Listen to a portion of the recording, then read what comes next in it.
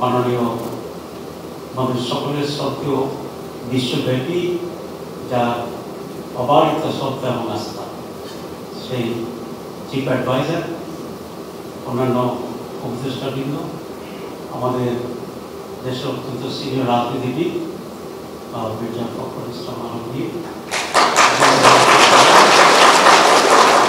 আজকের অত্যন্ত শ্রদ্ধেয় প্রিয় সম্মানিত আমেরিকার প্রবাসী ভাই ও বোনেরা, আসসালামু আলাইকুম ওয়া রাহমাতুল্লাহি ওয়া বারাকাতুহু। আমি খুবই আনন্দিত, উচ্ছ্বসিত এবং মাননীয় চিফ অ্যাডভাইজারের কাছে কৃতজ্ঞ।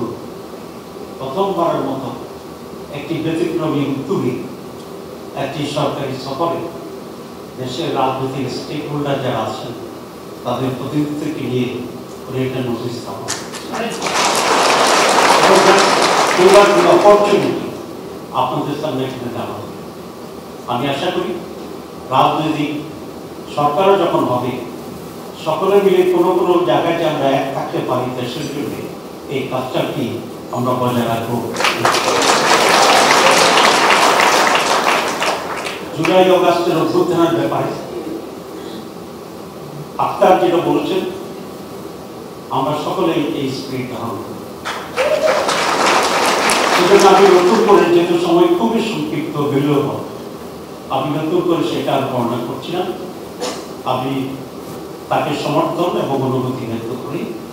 যে প্রসঙ্গে যেতে চাই সেটা হচ্ছে বাংলাদেশের মানুষ বিদেশে এসে ছাত্র বলুন, পেশাজীবী বলুন, আমরা অনেক সফলতার স্বাক্ষর রাখছি। যদিও দেশে মাঝে মধ্যে আমরা আমাদের উপর খুব বিরক্তি প্রকাশ করি, মনে করি যে আমাদের দ্বারা বোধহয় কিছু হবে না, কিন্তু বিদেশে আসতে দেখা যায় আমাদের লোকেরাই অনেক গুরুত্বপূর্ণ কাজ করছেন। আলহামদুলিল্লাহ, we have that potential, we have that finishing. আমাদের যে বিষয়টি সেটা হচ্ছে আস্থার সংকট আছে আমাদের নেতৃত্বে। আমাদের সেখানে ইনস্টিটিউশনালাইজ প্রপার ডিসিপ্লিন ফ্রম সার্ভিসের অভাব আছে। আমাদের দেশে আনফর্চুনেট অনেক বড় সমস্যা হচ্ছে বড় ধরনের করাপশন।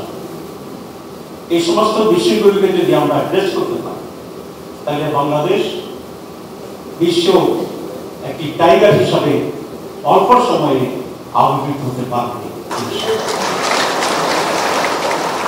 আমরা আপনাদেরকে এই কথাটি বলতে পারি যে বাংলাদেশ এখন আগের জায়গায় আর ফিরে যাবে না। আমাদের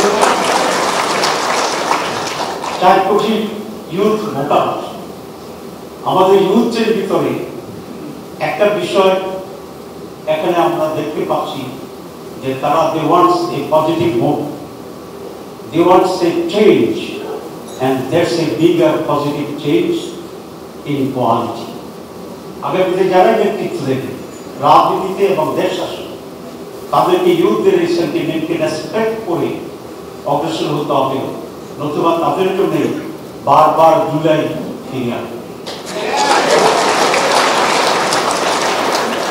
এবং আমি আমার দলের পক্ষ থেকে স্পষ্ট আমরা 4টা কমিটমেন্ট করছি।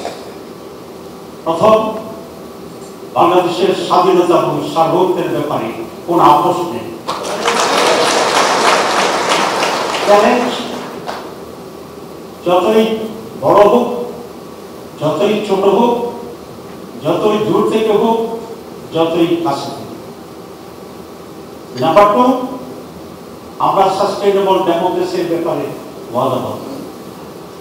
নাম্বার 3, একটি ফেয়ার, ক্রেডিবল, পার্টিসিপেটরি।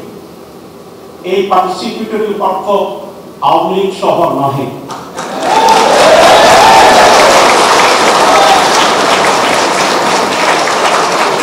এই পার্টিসিপেটরি অর্থ হচ্ছে জনগণের বিপুল পার্টিসিপেশন, ভোটারদের পার্টিসিপেশন, সেই জন্য যে environment. 4, corruption free Bangladesh. Corruption, zero tolerance. আমরা অতীতে কিছুটা প্রমাণ করতে পেরেছিলাম যতটুকু আমরা দায়িত্বের সুযোগ পেয়েছি।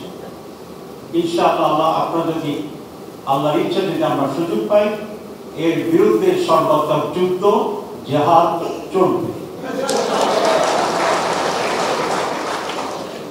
5 নাম্বার, একটি কল্যাণ রাষ্ট্র এদেশের মানুষের জন্য। আমাদের পররাষ্ট্রনীতি অত্যন্ত সততা, সাম্য, মর্যাদা, সমঅধিকারের ভিত্তিতে প্রতিবেশী এবং দূরদেশী সকলের কাছে একই রকম হবে ইনশাআল্লাহ।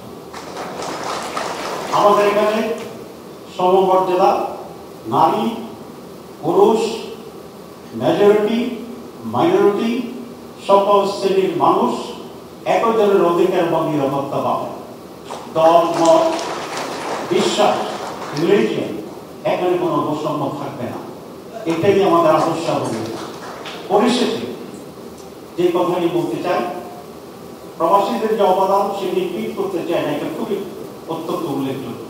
প্রবাসীদেরকে আরো বেশি সুযোগ সুবিধা দিতে হবে। ভোটের ব্যাপারে যেটা হয়েছে, আমি যারা সাংসদ দিয়েছে ভোটার তো তারাই হবে যেটা প্রমাণ করা দরকার, যেটা বাংলাদেশের মানুষ। সেটা দিয়ে একটা কাগজ দিয়েও যদি হয় যে উনি বাংলাদেশের মানুষ, তাকেই সে নিজের দিকে দিতে হবে। কারণ জটিলতা করার কোনো প্রয়োজন হবে না, প্রয়োজন নেই আমাদের। এখন লিগেল ভিত্তি লাগবে কিনা, ইয়েস, ওইটাকেই লিগেল ভিত্তি হিসাবে ইনক্লুড করার জন্য আমি দাবি জানাচ্ছি।